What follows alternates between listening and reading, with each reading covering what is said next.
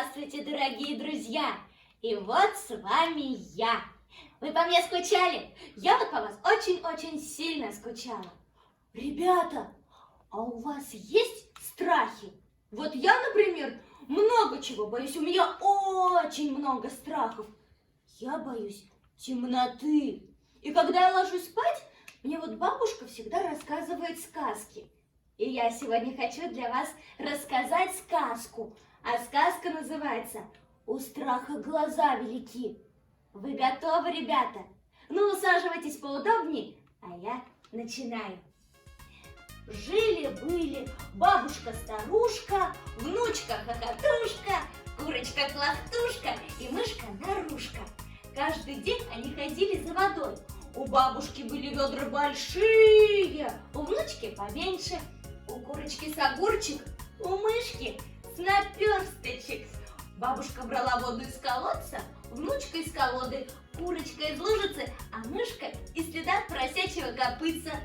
Назад идут, у бабушки вода трёх-плёх, у внучки трёх-плёх, у курочки трёх-трёх, плёх-плёх, у мышки трёх-трёх-трёх, плёх-плёх-плёх. Вот раз наши водоносы пошли за водой, воды набрали, идут домой через огород. В огороде яблонька росла, и на ней яблочки висели, а под яблонькой зайка сидел.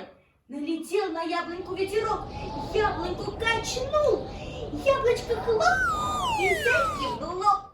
Прыгнул зайка, да прямо нашим водоносом под ноги. Испугались они, ведра побросали и домой побежали.